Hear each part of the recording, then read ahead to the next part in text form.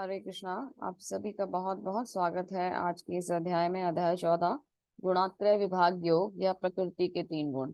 अभी हम लोग जो है लास्ट सेक्शन में चल रहे हैं जहाँ ज्ञान की बातें हो रही हैं। तो ज्ञान के बारे में कल भगवान ने हमें बताया था। प्रकृति, पुरुष और चेतना में हमने समझा था कि क्षेत्र क्या है, क्षेत्रज्ञ क्या है ना। इस तरीके के अर्जुन के 6 प्रश्न थे, उनके बारे में जाना था।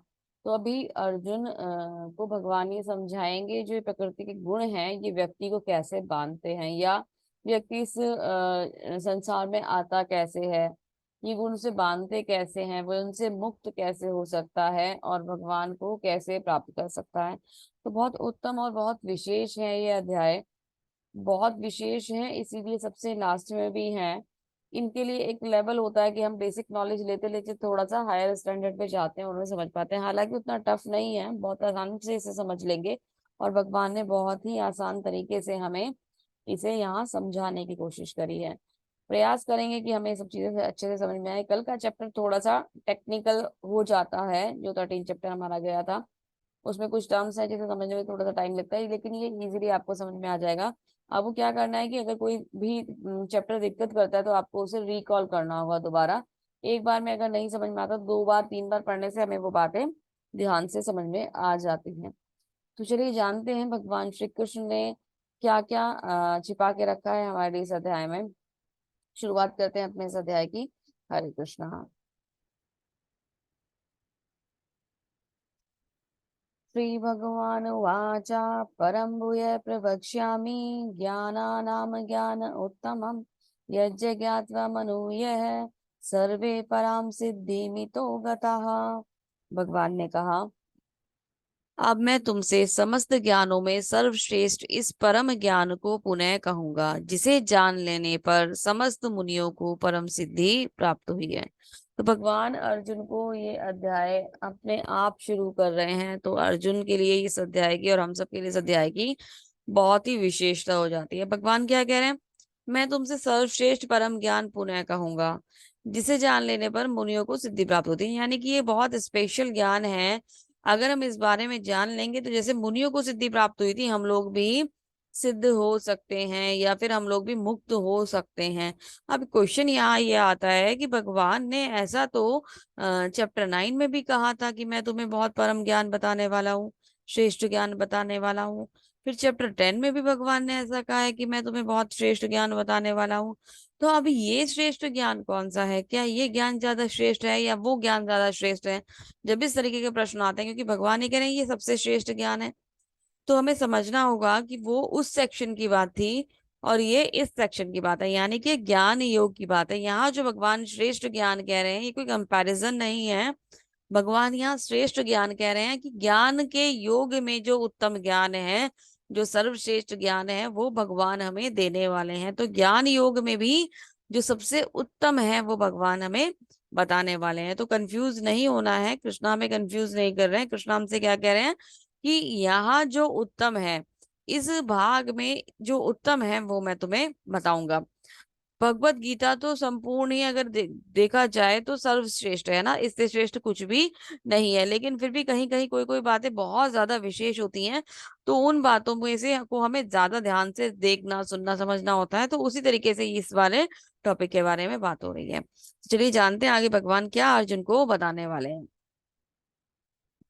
तो प्रभुपाद जी पहले यहाँ पे अपना अध्याय के बारे में हमें थोड़ा सा समझाते हैं, क्योंकि विशेष अध्याय है। 7वें अध्याय से 12वें अध्याय तक श्री कृष्ण परम सत्य भगवान के विषय में विस्तार से बताते हैं। 7वें से 12वें तक हमने क्या जाना? भक्ति और भगवान है ना, उनके बारे में हमने बहुत विशेष रूप से जाना और समझा। ठीक है। अब भगवान स्वयं अर्जुन को आगे ये ज्ञान दे रहे हैं। यदि कोई इस अध्याय को दार्शनिक चिंतन द्वारा भली भांति समझ ले तो उसे भक्ति का ज्ञान हो जाएगा। तो अभी क्या है कि 7वें तक तो हम परम सत्य, वो तो बहुत ही विशेष अध्याय है ही, उनका तो कोई कंपैरिजन ही नहीं है, उनका तो कोई तुलना ही नहीं है। लेकिन यहाँ यहाँ क्या हो रहा है कि यहाँ ये जो ज्ञान के अध्याय शुरू हुए हैं इसमें भी ये बहुत उत्तम अध्याय है, जो सही तरीके से समझने पर, सही तरीके से जानने पर मुक्ति प्रदान करने वाला होता है। 13वें अध्याय में स्पष्ट बताया जा चुका है कि विनय पूर्वक ज्ञान का विकास करते हुए भव बंधन से छूटा जा सकता है। यह भी बताया कि प्रकृति के गुणों की संगति के फलस्वरूप जीव इस भौतिक जगत में बद्ध है। तो हम लास्ट चैप्टर में ये समझ चुके थे कि एक भक्त के अंदर, एक व्यक्ति के अंदर कौन कौन से गुण होने चाहिए, जो हमने कल समझे थे, है ना। किस किस तरीके से वो भगवान के निकट पहुंच सकता है, विनम्रता, निर्मलता, सरलता, है ना।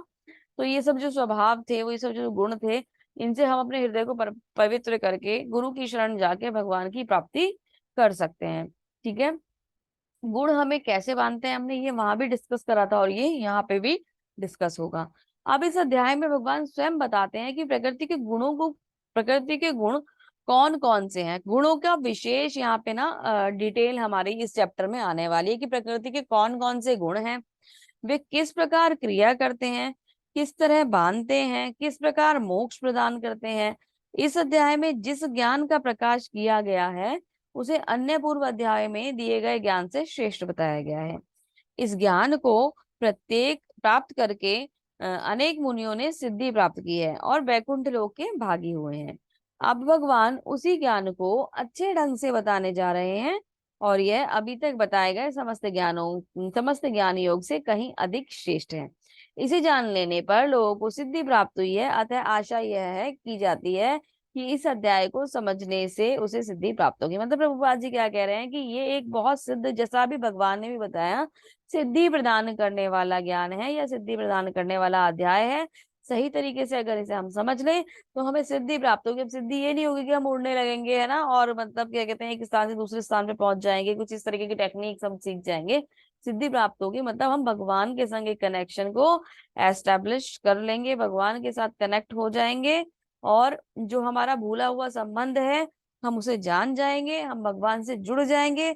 हम इस बद्ध जगत में रहते हुए भी खुद को यहाँ से मुक्त कर लेंगे। तो बहुत सुंदर तरीके से प्रभुपाद जी ने इस अध्याय का वर्णन यहाँ दिया है।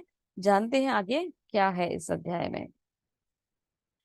तो यहाँ आगे भगवान क्या बताते हैं, इस ज्ञान में स्थिर होकर मेरी जैसी दिव्य प्रकृति यानी मेरे स्वभाव को प्राप्त करा जा सकता है। इस प्रकार स्थित हो जाने पर वह तो न तो सृष्टि के समय उत्पन्न होता है और न ही प्रलय के समय विचलित होता है। तो भगवान, ये बहुत विशेष ही ज्ञान है। भगवान को जानना अपने आप में बहुत विशेष है। जब हम भगवान को प्राप्त करने का प्रयास करते हैं, जब हम भगवान को जानने का प्रयास करते हैं, तो हम क्या करते हैं कि हम उनके लिए कुछ ना कुछ कार्य में रत हो जाते हैं।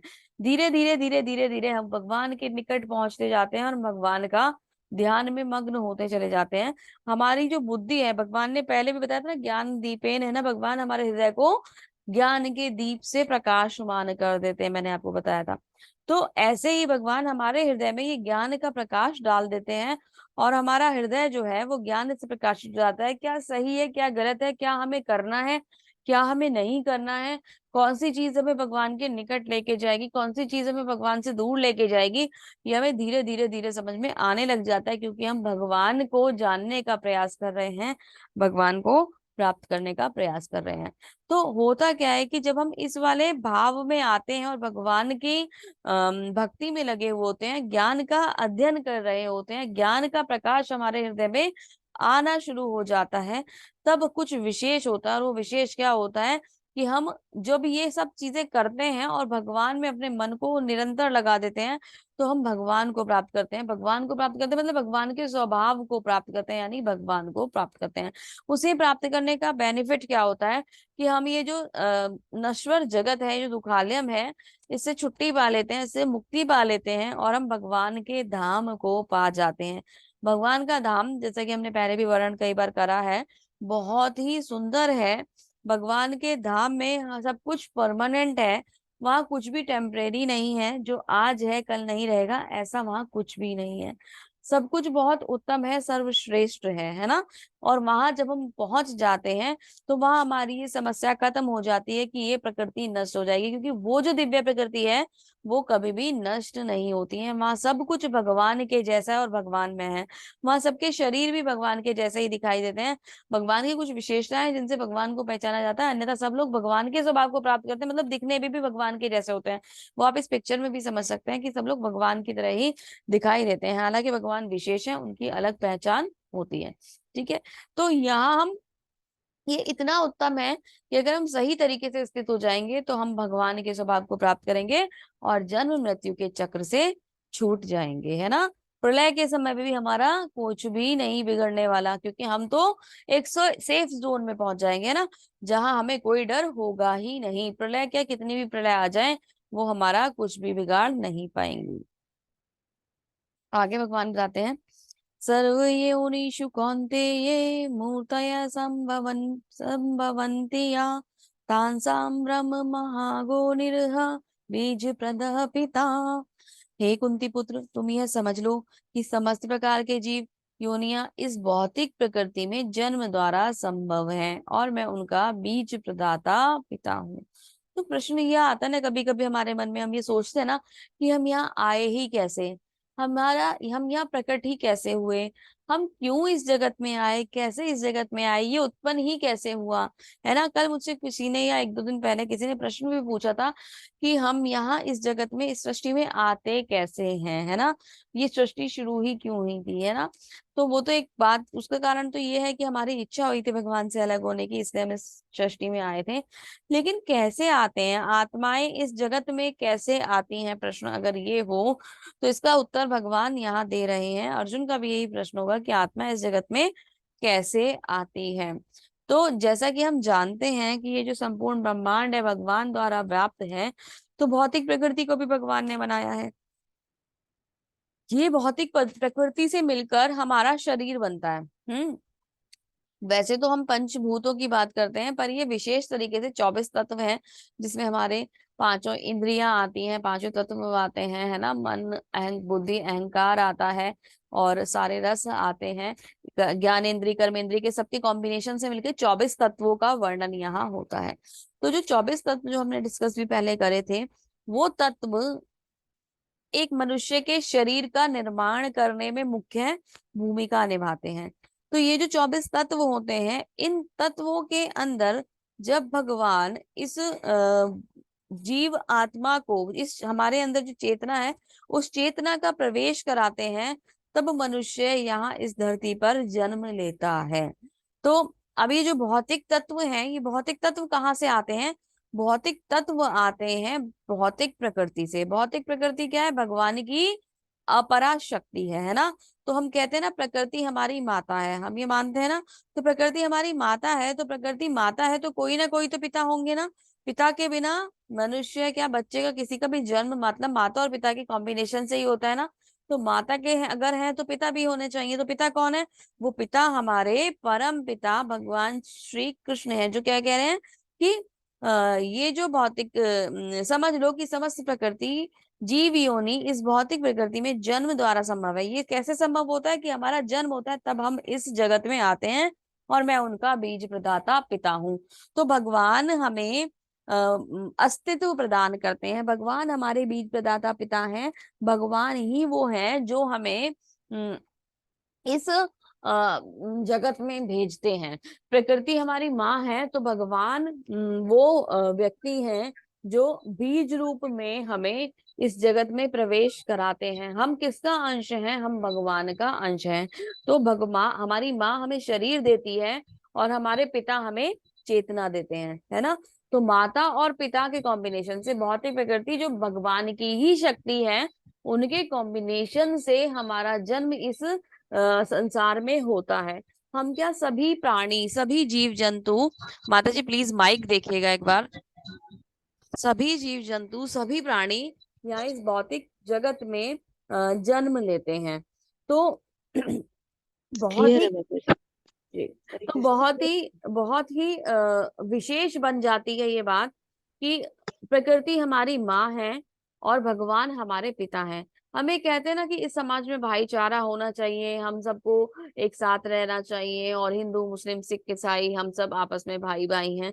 ये कब संभव हो सकता है? ये तब संभव हो सकता है जब हम इस बात को, जो भगवान हमसे खुद कह रहे हैं कि मैं एक बीज प्रदाता पिता हूँ, तो जब हम इस बात को मान लें कि हम सब एक ही परमेश्वर की संतान हैं, जिस समय हमारे मन में ना हम हिंदू हैं ना हम मुस्लिम हैं, जब हम इस बात को मान लेंगे, जब हम ये बात समझ जाएंगे कि हम एक ही ईश्वर की संतान हैं, तभी ये भाईचारा यहाँ डेवलप हो पाएगा।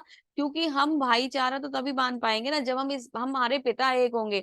जब तक हम अपने पिता को पिता नहीं मानेंगे, तब तक हम इस भाईचारे की बात तो ये केवल एक स्वप्न मात्र ही रह जाएगी, है ना। तो ये समझना बहुत ज्यादा जरूरी है। तो मुख्य बात क्या है कि हम इस जगत में कैसे आते हैं, ये डाउट बहुत ज्यादा आता है, और बहुत लोग ये प्रश्न कई बार मेरे से भी बात करते हैं कि हमारा जन्म क्यों होता है, हम यहाँ इस जगत में आते ही कैसे हैं, भगवान हमें भेजते ही कैसे हैं। तो मुझे ऐसा लगता है कि आज आपको आपके इस प्रश्न का उत्तर मिल गया होगा कि हमारी स्वतंत्र इच्छा थी, इस वजह से हमारा यहाँ जन्म होता है। लेकिन एग्जिस्टेंस जो होता है, वो एग्जिस्टेंस माँ प्रकृति हमें शरीर देती है और भगवान हमें चेतना देते हैं, और उनके कॉम्बिनेशन से हम इस पृथ्वी पर आते हैं, है ना।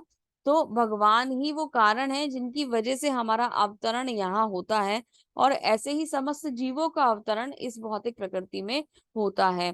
एक तरीके से भगवान प्रकृति को गर्भवती करते हैं, और एक बच्चे का, एक शिशु का जन्म होता है। ठीक है। तो बहुत ही समझने वाली बातें यहाँ बताई जा रही हैं। आगे जानते हैं। तत्र सत्वं निर्मलत्व प्रकाशा मानायम सुख संगेन बंधाति ज्ञान संगेन चानघा।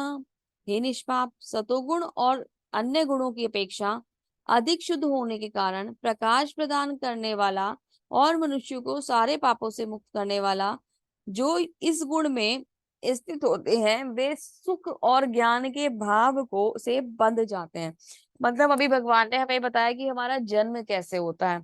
अब भगवान हमें ये बता रहे हैं, इस बात का वर्णन कर रहे हैं, जैसे मैंने आपको पहले ही बताया था कि हम इस अध्याय में जानेंगे कि हम यहाँ जन्म कैसे लेते हैं, फिर हम इस संसार में बंधते कैसे हैं, है ना। उसके बाद हम जानेंगे कि हम इस संसार से मुक्त कैसे हो सकते हैं। तो बंधते कैसे हैं, तो यहाँ बता रहे हैं प्रकृति के 3 गुण हमको बांध कर रखते हैं। प्रकृति के 3 गुणों का नियंत्रण कौन करता है? माया देवी।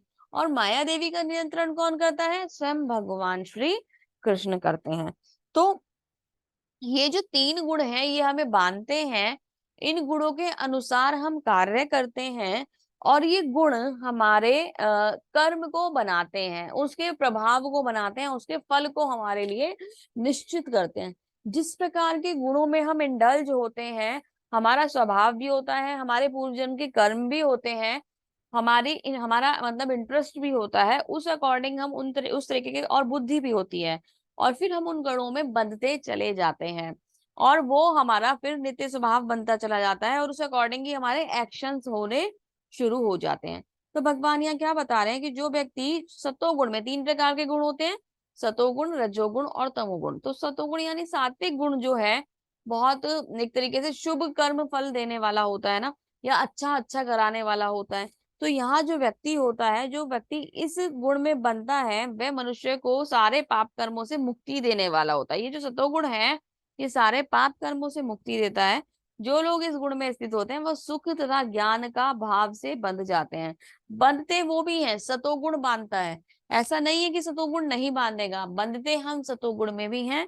पर यहाँ हम किससे बनते हैं? यहाँ हम अच्छे भाव से और ज्ञान से बनते हैं। बंधन तो सतोगुण में भी मिलता है, बंधन नहीं है कम सतोगुण में, बनते यहाँ पे भी हम।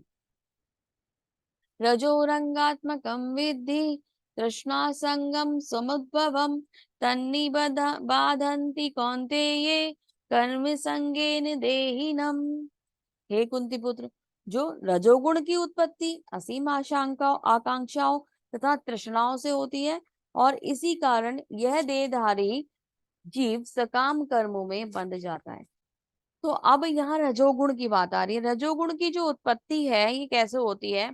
सतोगुण में तो हम बहुत शांत स्वभाव के होते हैं, हमारा मन हमेशा चिंतन में लगा रहता है, भगवान के ध्यान में लगे रहते हैं ना। भगवान के ध्यान के अलावा हम पुण्य कर्मों में भी लगे रहते हैं। लेकिन रजोगुण की उत्पत्ति कैसे होती है? जब हमारे मन में अनगिनत इच्छाएं होती हैं, हमारी अब और थोड़ा और थोड़ा और पाने की जो इच्छा है, जो लालसा है, जब हमारे हृदय में वो चलती रहती है और उनका कोई अंत नहीं होता, तो हम रजोगुण में बन जाते हैं। हमारा जो स्वभाव होता है वो रजोगुणी ही कहलाता है। कि जब हमारी आकांक्षाएं, हमारी तृष्णाएं, हमारी भूख, हमारी प्यास खत्म ही नहीं होती है। आज मेरे पास एक कार है, मुझे अभी एक और चाहिए। आज मेरे पास एक घर है, मुझे अभी इससे भी एक लैविश घर बनाना है। आज मेरे पास ये उपयोगी वस्तुएं हैं, मुझे आज कल कुछ और चाहिए, उससे ज्यादा सुंदर चाहिए। आज मेरे पास ये वस्त्र है, मुझे और सुंदर वस्त्र चाहिए। मुझे और चाहिए और चाहिए और चाहिए का जो ये हमारा डिजायर है, ये खत्म नहीं होता है और हम इसमें बनते चले जाते हैं। ये जब हमारा ये जो एक स्वभाव है मनुष्य का, ये रजोगुण का एक मतलब प्रतीक है। ये स्वभाव जो है वो रजोगुण वाले व्यक्तियों का अंदर का होता है, जिसमें वो हमेशा और डिमांडिंग मोड में रहते हैं। और उनका जो डिमांड का एक लिस्ट है वो कभी खत्म ही नहीं होता।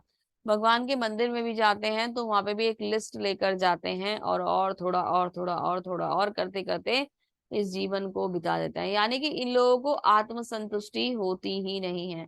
ये लोग बिल्कुल भी संतुष्ट नहीं होते जो इनके पास है उसके अंदर।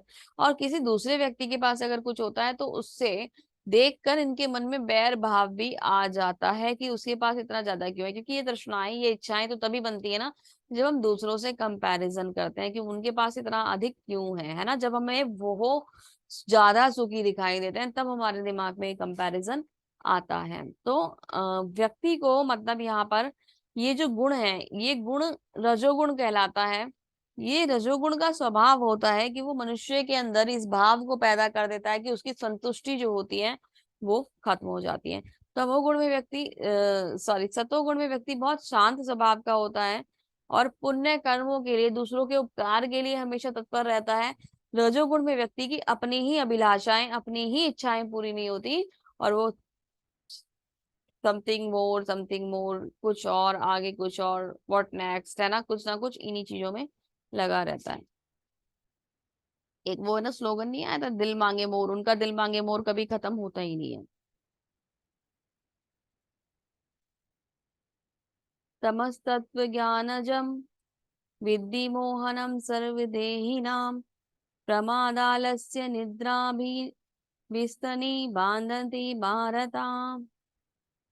हे भरत को तुम जान लो कि अज्ञान से उत्पन्न तमोगुण समस्त देहधारी जीवों को वो जीवों का मोह है। इस तरह के इस गुण के प्रतिफल पागलपन, प्रमाद, आलस्य, नींद तथा बद्ध जीव को बांधते हैं। मतलब अब यहाँ क्या बताया जा रहा है कि तमोगुण में व्यक्ति जब बनता है तो रजोगुण में तो वो सुपर एक्टिव मोड पे होता है, 24 घंटे भागता दौड़ता रहता है और अलग अलग अभिलाषाएं लेकर आता रहता है। पर यहाँ रजोगुण में, सॉरी तमोगुण में व्यक्ति बिल्कुल ही आलसी हो जाता है। उसके मन में कोई इच्छा भी नहीं होती, कुछ और पाने की भी इच्छा नहीं होती। वो केवल और केवल अपने आप को आलस्य से घेर कर रखता है। वो एक पागलपन में चला जाता है। नींद, आलस्य, है ना, बेकार की बातें हैं ना, ये सब चीजें उसका गुण बन जाता है।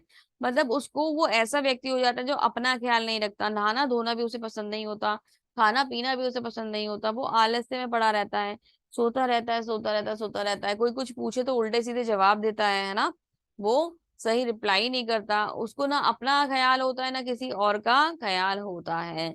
तो ये जो क्वालिटीज होती हैं ये तमोगुण वाले व्यक्तियों की होती हैं। एक तरीके से जो इनका कंपैरिजन है ना वो भूत पिशाचों से करा जाता है कि जैसे वो आलसी होते हैं ना, बस वो खाना पीना सोना ये वाली कैटेगरी में आते हैं।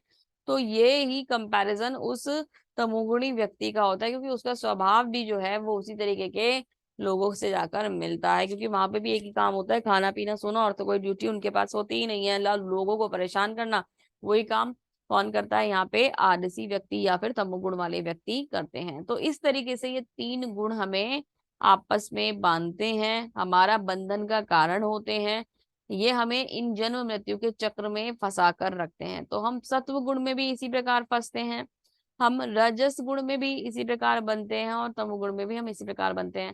तो अगर हम ये मान लेते हैं कि अगर हम सात्विक गुण में हैं तो हम बहुत अच्छी पोजीशन में हैं, तो ये मानना गलत होगा। ये बात तो कही जा सकती है कि अगर हम सात्विक गुण में हैं तो बाकी गुणों से बेहतर हैं, लेकिन अगर हम सात्विक गुण में हैं तो हमारा फाइनल डेस्टिनेशन हमें मिल गया, ये गलत है। सात्विक गुण वो सीढ़ी है जो हमें भक्ति की तरफ लेकर जाएगी, लेकिन सात्विक गुण हमारा फाइनल डेस्टिनेशन नहीं है। हमें इसके भी ऊपर शुद्ध शुद्ध सत्व की तरफ जाना होता है, यानी कि भगवान की भक्ति की तरफ जाना होता है। चलिए आगे देखते हैं। सतोगुण की अभिव्यक्ति को तभी अनुभव किया जा सकता है जब शरीर के सारे द्वार ज्ञान से प्रकाशित होते हैं। मतलब जब हमारे मन में ज्ञान का प्रकाश होता है, भगवान की भक्ति का भाव होता है, तभी हम सतोगुण का बेनिफिट ले सकते हैं। अन्यथा सतोगुण में हम अच्छे अच्छे कर्म करके भी बंधनों में बंधे रह जाएंगे और जन्म मृत्यु के इस चक्र में लगे रह जाएंगे। जन्म मृत्यु का चक्र हमारे लिए चलता जाएगा, और हम, हाँ बस ये होगा, फर्क इतना सा हो जाएगा कि हम किसी अच्छे परिवार में जन्म लेंगे, हमें कुछ लग्जूरियस लाइफ मिल जाएगी, और हम बहुत ही उत्तम कुल में जन्म लेकर उन चीजों का भोग करते रहेंगे। सिर्फ इतना फर्क होगा, इसके अलावा कोई फर्क नहीं होगा। अगर हमें इस भव बंधन से पार होना है तो हमें सत्व गुण से ऊपर शुद्ध सत्व की तरफ जाना ही होगा, हमें भगवान की भक्ति करनी ही होगी, हमें शरणागति लेनी ही होगी। हे भरतवंशी, वंशियों में प्रमुख जो रजोगुण में वृद्धि, जब रजोगुण में वृद्धि हो जाती है तो अधिक आसक्ति, सकाम कर्म, गहन उद्यम तथा अनियंत्रित इच्छाओं की लालसा के लक्षण प्रकट होते हैं। ये अभी हमने पहले भी डिस्कस करा है।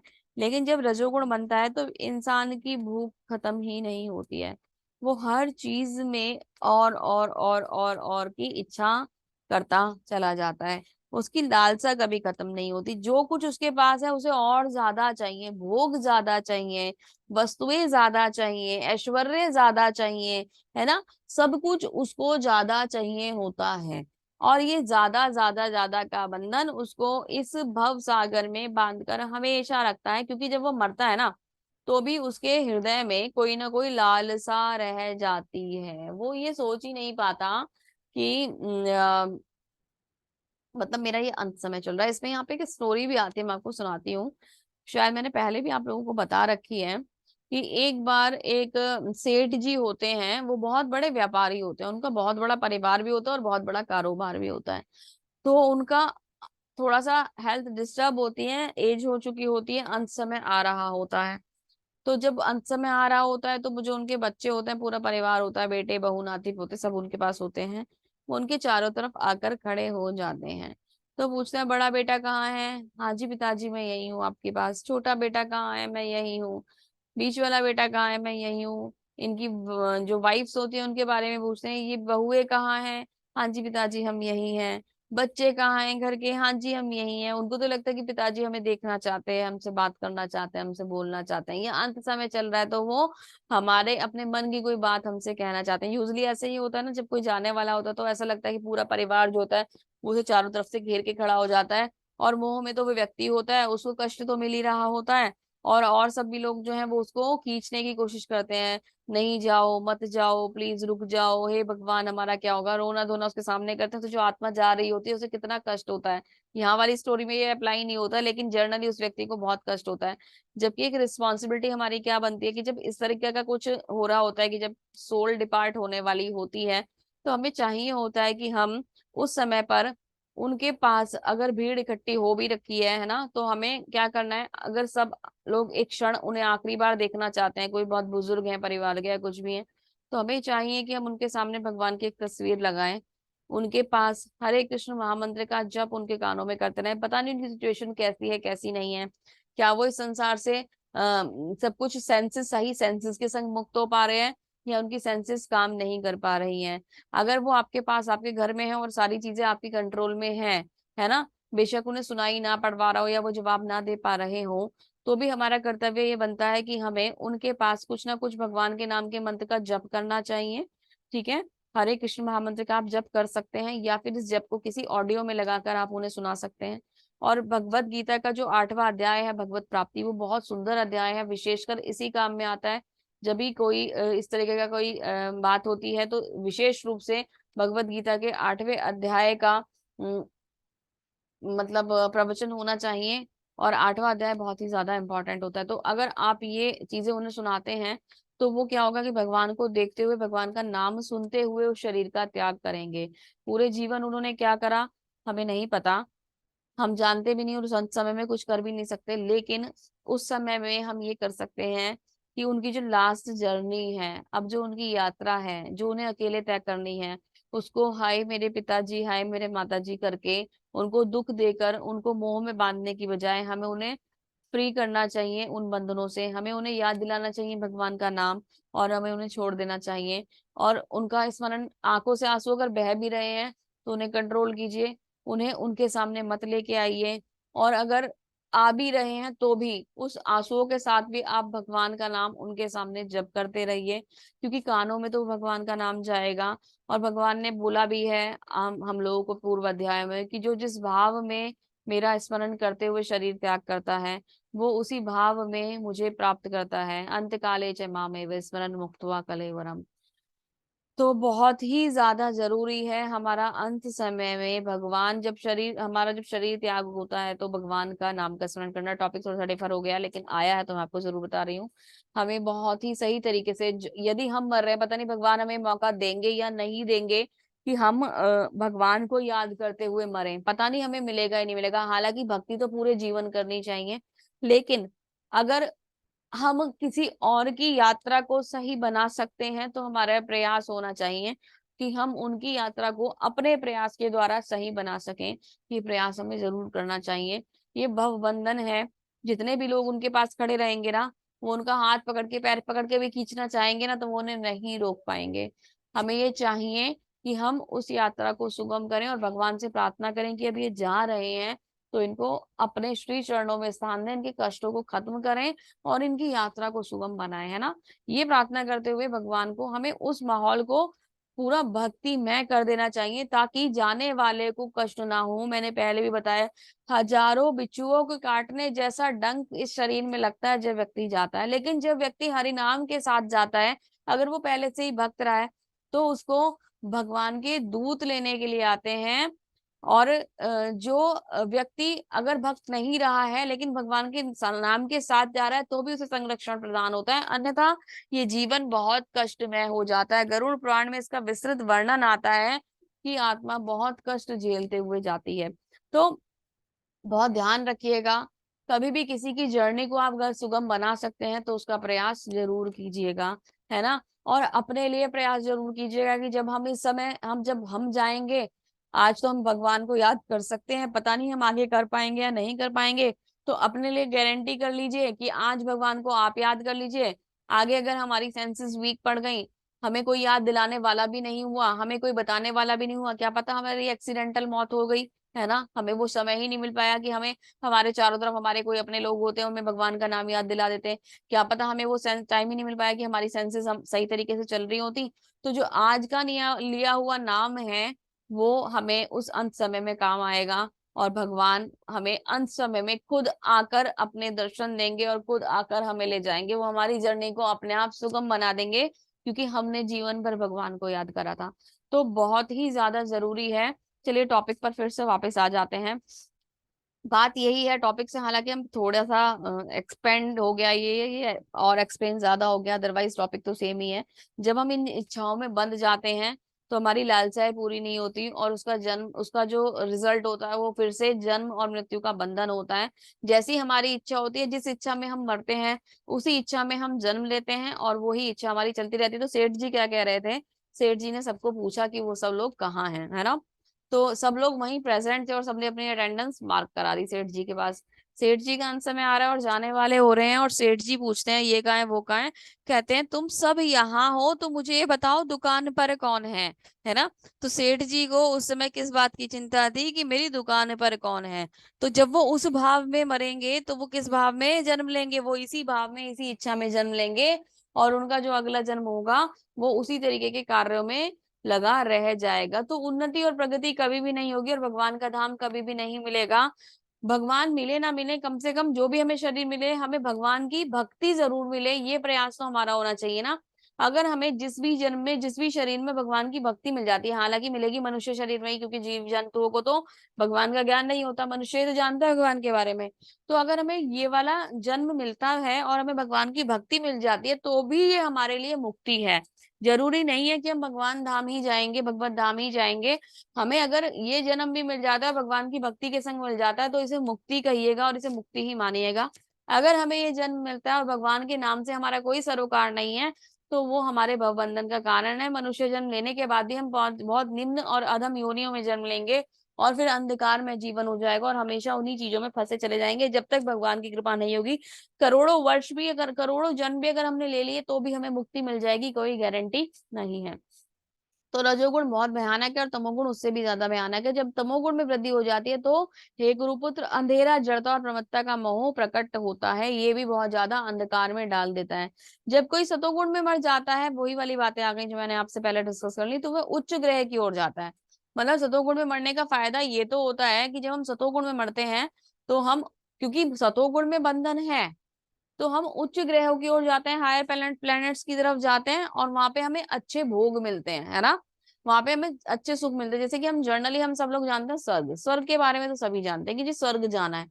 स्वर्ग में क्या है, यहाँ अगर आप एक रसगुल्ला खाते हो, वो एक रसगुल्ले का टेस्ट एक रसगुल्ले के बराबर है। स्वर्ग लोक में एक रसगुल्ले का टेस्ट 10,000 रसगुल्लों के बराबर होता है ना। वहां पर आप वो भोग और ऐश्वर्य उपभोग करते हो, ठीक है। उसके बाद जब वो पुण्य कर्म खत्म हो जाएंगे, तो कहाँ आ जाते हो, फिर से पृथ्वी पर आ जाते हो, है ना। फिर से पृथ्वी पर हमारा जन्म हो जाता है। फिर जब कोई रजोगुण में मरता है, तो वो सकाम कर्मियों के बीच जन्म ग्रहण करता है। जब कोई तमोगुण में मरता है, तो वो पशु योनियों में जन्म लेता है। तो रजोगुण में आता है तो वो पृथ्वी लोक पर आता है, और सकाम कर्मियों के, जो कर्म के बंधन वाले लोग हैं, उनके बीच में जन्म ले लेता है। और जो तमोगुण में मरता है, वो पशु योनि यानी निम्न योनियों में चला जाता है। कर्मणः सुकृतस्याहु सात्विकम निर्मलम फलम, रजस्तु फलम दुग्ज्ञानम तमस्फलम, दुखम ज्ञानम तमस्फलम।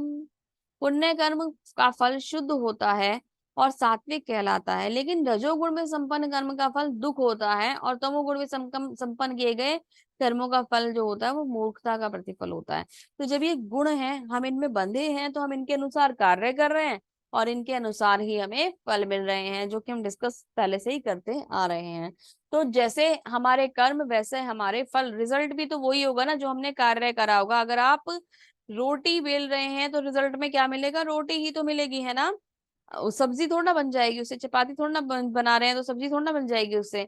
तो काम जो हम कर रहे हैं, रिजल्ट तो वही हमारे सामने आएगा ना। तो हमें बहुत सोच समझ कर, अपनी बुद्धि का सही उपयोग कर कर हमें कार्य को करना चाहिए। हम जो भी कर रहे हैं, वो हमें इतनी सावधानी पूर्वक करना चाहिए कि हमें किसी प्रकार का बंधन ना लगे।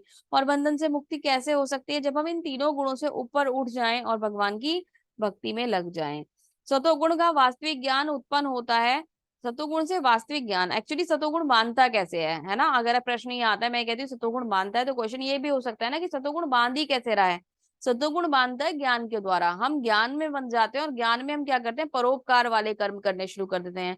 कोई आया, उसका स्वागत करा। कोई आया, उसको उपहार दिया। किसी ने कुछ हेल्प मांगी, हमने उसकी हेल्प कर दी। किसी का कोई जरूरत थी, कहीं कोई कष्ट में था, हमने उसको सहायता प्रदान कर दी। कोई भूखा था, उसको भोजन दे दिया। तो सब परोपकार करते जा रहे हैं और बनते जा रहे हैं, ठीक है। रजोगुण में हम लोभ से बंध जाते हैं, हमारे मन में और की इच्छा रहती है। तो रजोगुण में तो बंधने की कोई, रजोगुण का बंधन इतना कोई टिपिकल नहीं है, वो तो सबको समझ में आता है। तमोगुण में हम मोह में, आलस में रहते हैं, कुछ कर्म करते ही नहीं है, आलस में पड़े रहते हैं, और कुछ ना करने की वजह से लोगों को सिर्फ कष्ट पहुंचाते हैं, और जीवन में अधम योनियों को प्राप्त करते जाते हैं। तो सतोगुण में थोड़ा सा हैप्पीली हम लोग लाइफ जी रहे होते हैं। रजोगुण में हम ये वाले मोड में रहते हैं कि कैसे और मिल जाए, कैसे और मिल जाए। और तमोगुण में तो हम पागलपन वाले कंडीशन में ही रहते हैं। तो ये हम सबको बांधते हैं, और इनका रिजल्ट भी इस तरीके का होता है। ऊर्ध्व गच्छन्ति सत्त्वस्त्वा, मध्य तिष्ठन्ति रजसा राजसा, जघन्य गुण वृत्ति स्था, अधो गच्छन्ति तामसा। सतोगुण व्यक्ति क्रमशः उच्च लोगों की ओर, ऊपर की ओर जाते हैं। रजोगुण इसी पृथ्वी पर, पृथ्वी लोक में रह जाते हैं, और अंततः ग्रहित तमोगुण गुणों में स्थित है। जो अंततः ग्रहित तमोगुण में स्थित है, वो नीचे के नरकों में चले जाते हैं। ये पहले भी हम लोगों ने डिस्कस किया है। अब यहाँ डिस्क्रिप्शन आता है, देखिए ये हमारे पास चार्ट आता है। ये चार्ट क्या है, ये हमारे यूनिवर्स में जो हम जिस ब्रह्मांड में है ये उसका चार्ट है। यहाँ पर भगवान विष्णु जो है गर्भोदक्षाय ओशीन के अंदर विराजमान है। गर्भोदक्षाय विष्णु, उनके नाभि कमल से ब्रह्मा जी निकल रहे हैं, है ना। ब्रह्मा जी पहले जीव माने जाते हैं जिनका जो उत्पत्ति है भगवान के नाभि कमल से हुई है। तो भगवान के नाभि से ब्रह्मा जी का जन्म होता है। और ब्रह्मा जी कौन से लोक में रहते हैं, ब्रह्म लोक में रहते हैं। लेकिन भगवान मतलब ब्रह्मा जी के बाद जो है हमारी पृथ्वी जो है, इसके ऊपर और नीचे टोटल 14 लोक हैं। तो जो सेंटर है वो हमारी पृथ्वी है ना। ये जो पृथ्वी है ये सेंटर ऑफ द लोकास है, मतलब कि 7 ऊपर हैं और 7 6 ऊपर हैं और 7 नीचे हैं, है ना। तो कौन कौन से लोग उच्चतर लोकों में काउंट होते हैं, जैसे कि उच्चतर लोकों में आता है ब्रह्मलोक, यानी कि इसको सतलोक भी बोला जाता है। सतलोक यानी ब्रह्मलोक, यहाँ पे ब्रह्मा जी विराजमान रहते हैं। तपलोक, जनलोक, मेहरलोक, ये कौन कौन से लोग हैं जहाँ पे ऋषि मुनि रहते हैं। तपलोक में और मेहरलोक में ऋषि मुनि रहते हैं। जनलोक में 7 से सप्त ऋषि मुनि का स्थान है, जनलोक, है ना। उसके बाद इसमें आता है स्वर्ग लोक। स्वर्ग लोक तो सभी जानते हैं ना, जहाँ सभी देवी देवता वास करते हैं और इंद्र का वो लोक माना जाता है। यहाँ पे सब 33 करोड़ देवी देवता वास करते हैं। भुवलोक भी आता है। भुवलोक क्या हो गया हमारा, भुवलोक हो गया जहाँ पे हमारे से ऊपर आता है भुवलोक, जहाँ पे राक्षस और असुर निवास राक्षस और वो घोष लिखा हुआ है इसमें, है ना। तो भूत भी निवास करते हैं। भूतों के पास भी एक्चुअली ना हायर पावर्स होती है, तो वो भी हमसे उन उच्चतर वाले लोक में निवास करते हैं। उनके पास भी क्योंकि पावर्स ज्यादा होती है तो उनका लोक हमसे हायर होता है।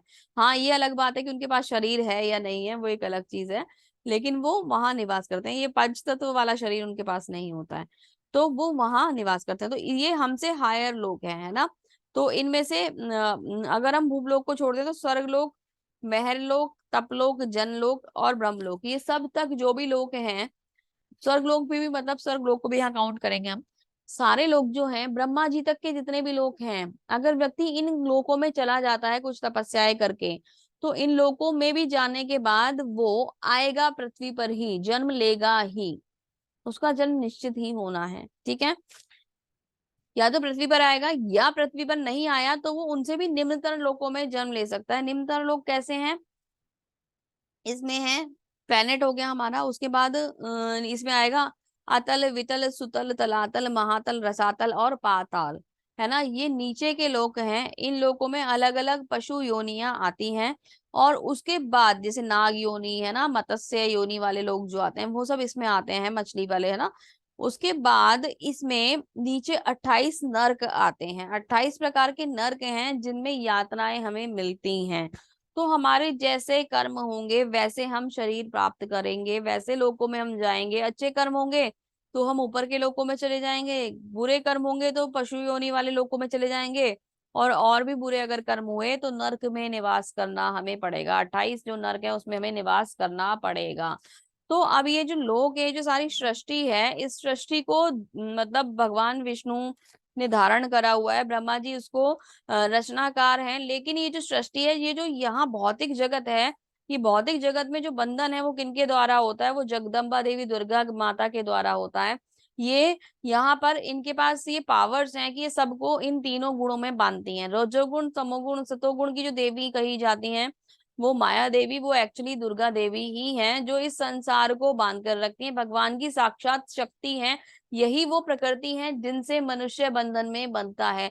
यही वो प्रकृति है जिनकी वजह से जो मनुष्य का जन्म होता है, वो एग्जिस्टेंस जो होता है, यही वो माँ है हमारी जिनकी वजह से मनुष्य इस बंधन में आता है। तो ये निकालने का भी कार्य कर सकते हैं अगर हम इनसे भगवान की भक्ति मांगे। लेकिन हम तो मांगते ही भगवान की भक्ति नहीं है ना, हम तो मांगते ही यहाँ पर रहने के बंधन के कारण इनसे मांगते हैं। तो इनके पास त्रिशूल जो है वो त्राईताप का वो होता है कि जो हमें 3 प्रकार के कष्ट यहाँ पे मिलते हैं, उन कष्टों से हमें निकालने वाली भी दुर्गा माँ होती है। हर तरीके के कष्ट जो होते हैं उनसे हमें दुर्गा माता निकाल सकती हैं, है ना। तो भौतिक प्रकृति में भगवान जब अपना बीज डालते हैं तब मनुष्य का जन्म या किसी भी जीव जंतु का जन्म होता है, और वो इन्हीं शक्तियों के द्वारा, है ना। भौतिक प्रकृति की उपासना करके भी यहाँ से निकल सकता है, भगवान की उपासना करके तो हम जा ही सकते हैं, मुक्ति ले ही सकते हैं।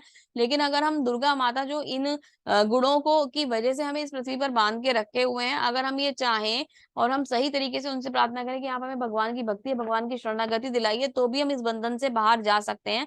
लेकिन हम करते हैं ऐसा नहीं है। हम क्या करते हैं, हम बंधन में बंधने के और कारण ढूंढते चले जाते हैं। तो ये हमारे ऊपर है कि हमें क्या करना है, हमें बंधन में बंधना है या हमें भगवान की भक्ति चाहिए। जब कोई ये अच्छी तरह जान लेता है कि समस्त कार्यों में प्रकृति के 3 गुणों के अतिरिक्त अन्य कोई करता नहीं है, और जब वह परमेश्वर को जान लेता है जो इन तीनों गुणों से परे है, वह मेरे दिव्य स्वभाव को प्राप्त करता है। तो भगवान ने भी बता दिया भगवान को कैसे प्राप्त किया जा सकता है या इन बंधनों से कैसे निकला जा सकता है। जब हमें ये समझ में आ जाए कि ये जो बंधन गुण जो है ये हमारे इन बंधनों के कारण हैं, और हम इन गुणों की वजह से ही हर चीज में बंधे हुए हैं, ये जानकर जब हम इन गुणों को छोड़कर भगवान की भक्ति में लग जाते हैं, तो हम भगवान के स्वभाव को प्राप्त कर लेते हैं, है ना। यानी कि भगवान को प्राप्त कर लेते हैं। भगवान के जैसे तो पूरी तरीके से हम नहीं हो सकते, लेकिन भगवान में हो जाते हैं, है ना। भगवान के स्वभाव को प्राप्त करना मतलब भगवान में होना और भगवान की इस भौतिक जगत से बंधन से मुक्त हो जाना। जब देहधारी जीव भौतिक शरीर से संबंधित इन तीनों गुणों को लांघने में समर्थ होता है, तो वह जन्म, मृत्यु तथा बुढ़ापा और अनेक कष्टों से मुक्त हो सकता है, इस जीवन का अमृत भोग कर सकता है। यानी जन्म, मृत्यु, जरा, व्याधि, ये जो है हमारे इस हमारे जो शरीर है, इसकी सबसे बड़ी समस्याएं, हमारे जीवन की जो सबसे बड़ी समस्याएं वो क्या है, जन्म, मृत्यु, जरा, व्याधि। जन्म, मृत्यु, जरा, व्याधि वो हमारे जीवन की रियल प्रॉब्लम्स हैं, जिनको हम कभी भी ध्यान नहीं देते। हम ये मानते हैं कि हमारे जीवन में आज जॉब नहीं है, आज एग्जाम अच्छा नहीं हुआ, आज मेरे अच्छी से मतलब मेरे फ्रेंड से मेरी बात नहीं हो पाई, आज उसने मुझे ये बोल दिया, आज इसने मुझे ये बोल दिया। हम लोग इन्हीं चक्रों में लगे रहते हैं ना। इंटरव्यू बेकार हो गया, मेरा प्रमोशन नहीं हुआ, हम इन्हीं बंधनों में बंधे रहते हैं। जबकि ये जो हमारे जीवन के मुख्य बंधन है वो है ही जन्म। हमारा जन्म है यानी हम बंधन में हैं, हमारी मृत्यु निश्चित होगी क्योंकि हमारा जन्म हुआ है, वो भी एक बंधन का कारण है ना। बुढ़ापा जरूर आएगा और इस बुढ़ापे में परेशानियां भी आएंगी ही। तो जिस समय हमें ये समझ में आ जाए, उस समय हमें इस सबको से निकलने का तरीका ढूंढना होगा, और वो क्या है, भगवान की भक्ति। ठीक है। अर्जुन ने पूछा, है भगवान, जो इन गुणों से परे है वह किन लक्षणों द्वारा जाना जाता है, उसका आचरण कैसा होता है, प्रकृति के गुणों को किस प्रकार लांघता है। तो हमने तो हालांकि थोड़ा जल्दी जान लिया, लेकिन अर्जुन का प्रश्न अभी आया है कि व्यक्ति कैसे जान पाएगा, कि व्यक्ति कैसे इन गुणों को लांघ पाएगा, है ना। पिक्चर साफ अपने आप बता रही है कि हम गुरु के पास जा सकते हैं, गुरु के सानिध्य में गुरु हमारे हृदय में ज्ञान को प्रकट कर सकते हैं। गुरु हमारा और भगवान हमारे हृदय में चैत्य गुरु के रूप में विराजमान रहते हैं, वो हमारे हृदय को ज्ञान के दीपक से भर देते हैं, और हम भगवान की भक्ति में लगकर हम भगवान की शरणागत हो सकते हैं और इस बंधन को लांघ सकते हैं, है ना। भगवान ने कहा, हे पांडुपुत्र, जो प्रकाश, आसक्ति तथा मोह से उपस्थित होने पर न तो उससे घृणा करता है और न लुप्त हो जाने पर उसकी इच्छा करता है, जो भौतिक गुणों की इन समस्त परिक्रियाओं से निश्चल तथा अविचल रहता है, यानी कि कुछ भी हो उसे फर्क नहीं पड़ता है ना। कुछ अच्छा मिले तो भी फर्क नहीं पड़ रहा, कुछ बुरा मिले तो भी फर्क नहीं पड़ रहा। यह जानकर कि केवल गुण क्रियाशील है, उदासीन तथा दिव्य बना रहता है, उसको कोई इंटरेस्ट ही नहीं है ना। अच्छे और बुरे में ज्यादा और कम उसे चाहिए ही नहीं, जो आ रहा है जैसा आ रहा है ठीक है ना, वो उतने में लगा रहता है, उदासीन बना रहता है ना। नॉट इंटरेस्टेड वाले कंडीशन उसकी, या न्यूट्रल वो हो जाता है। जो अपने आप में स्थित है, जो सुख दुख को एक समान मानता है, जो मिट्टी के ढेले तथा पत्थर एवं स्वर्ण के टुकड़े को भी समान दृष्टि से देखता है, जो अनुकूल तथा प्रतिकूल के प्रति समान बना रहता है, जो धीर है, प्रशंसा तथा बुराई, मान तथा अपमान का समान भाव से रहता है, मान और अपमान में, शत्रु तथा मित्र के साथ समान व्यवहार करता है, जिसके सारे भौतिक कार्यों का परित्याग कर दिया है, ऐसे व्यक्ति को प्रकृति के गुणों से अतीत कहा जाता है, गुणातीत कहा जाता है। यानी कि एक कीवर्ड अगर बताऊं तो इस सब का कीवर्ड है समभाव, है ना। समभाव, हर कंडीशन में बैलेंस रहना, कभी भी ये ना मानना कि ये ज्यादा मिला, ये कम मिला, मुझे अपमान मिला, उसे सम्मान मिला, मुझे दुख मिला, उसे सुख मिला, मुझे कम सुख मिला, मुझे और सुख मिल सकता था। ये लालसा मन में नहीं आनी, समभाव रहना, बैलेंस रहना, मित्र शत्रु कुछ ना होना। जब व्यक्ति इस प्रकार की बातों में आता है, इस तरीके से चिंतन करता है, तो वो संभाव हो जाता है और वो भगवान को प्राप्त कर लेता है। अगर यदि आपके अंदर ये गुण है तो ये मानिएगा कि आप भगवान की भक्ति में अग्रसर हो जाएंगे या हो रहे हैं, या भगवान की भक्ति के अग्रसर होने के पात्र हैं। अगर आपके अंदर ये गुण है तो यह भक्त की पहचान होती है कि वो संभाव होता है ना। और उसे क्या करना है, यहाँ भौतिक कार्यों का परित्याग लिखा है। भौतिक कार्यों का परित्याग एक्चुअली भौतिक कर्तव्यों का परित्याग नहीं है कि आप ये बोलो कि आज तो हम हमारे जो कर्तव्य हैं, जैसे कि कोई टीचर है उनकी रिस्पॉन्सिबिलिटी पढ़ाना है, तो वो कह दे मैं भौतिक कर्तव्य का परित्याग कर दूंगा। यहाँ परित्याग क्या है, उसके फल से नहीं बंधना है, उसके फल का परित्याग करना है।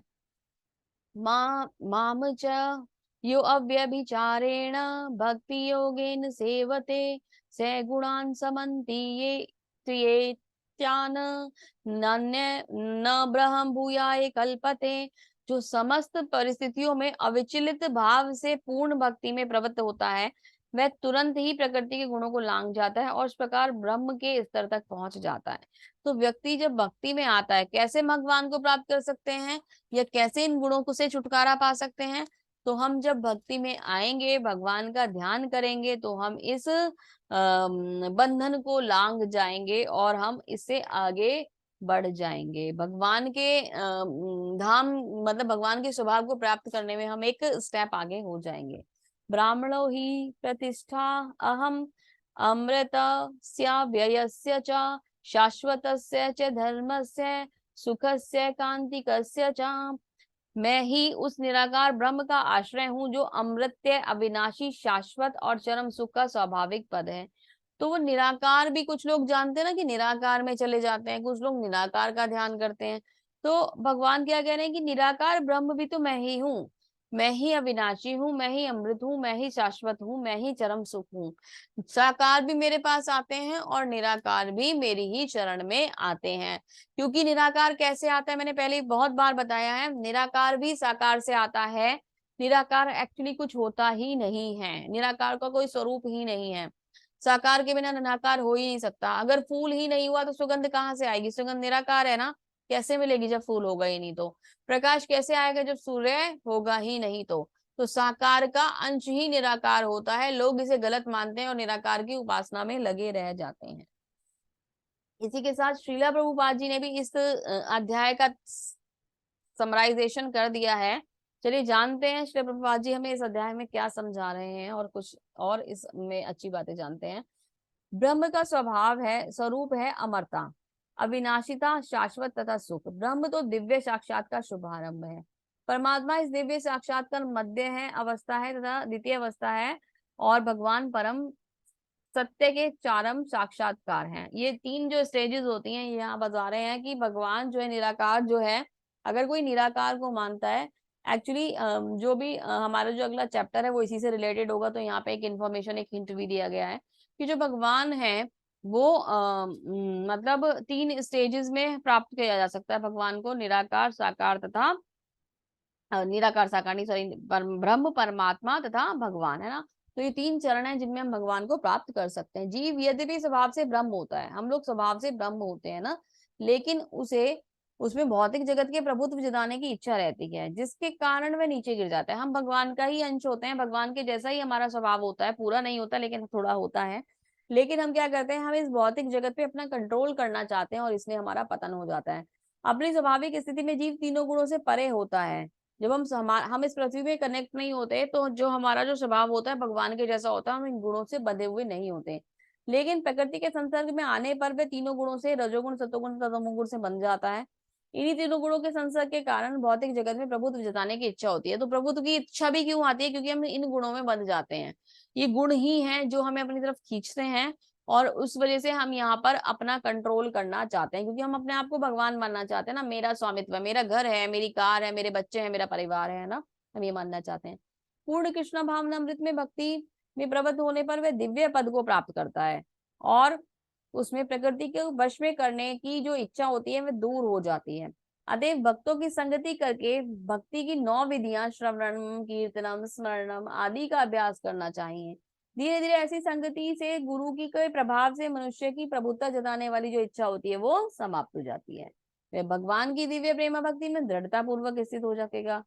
इस विधि से संस्तुति इस विधि की संस्तुति इस अध्याय के 22वें श्लोक से लेकर इस अंतिम श्लोक तक की गई है। तो वो भगवान को कैसे प्राप्त कर पाएगा? जब वो भक्ति मतलब ये जो सतोगुण रजोगुण तमोगुण वाले बंधन से निकलने के लिए रास्ता क्या है? भगवान की भक्ति। भगवान की भक्ति कैसे होती है? भक्तों का संग और गुरु की सानिध्य में हम भगवान की भक्ति करेंगे तो हमारी जो इच्छाएं लालसाएं धीरे धीरे समाप्त हो जाएंगी और हमारा भगवान हृदय हृदय जो है भगवान के दिव्य प्रेम से भर जाएगा और हम भगवान को प्राप्त कर लेंगे। ठीक है, आगे प्रभुपाद जी क्या कहते हैं? भगवान की भक्ति अतीव सरल है, मनुष्य को चाहिए कि भगवान की सेवा में लगे। ऊपर नवदा विधि बताई गई है ना, 9 विधियों में से हम कोई भी विधि का मतलब अनुसरण करके भगवान की भक्ति कर सकते हैं। शिव विग्रह को अर्पित भोजन का उच्चिष्ट खाए, यानी कि प्रसादम खाए। भगवान के चरण कमलों पे चढ़ाए गए फूलों को सूंघे, है ना।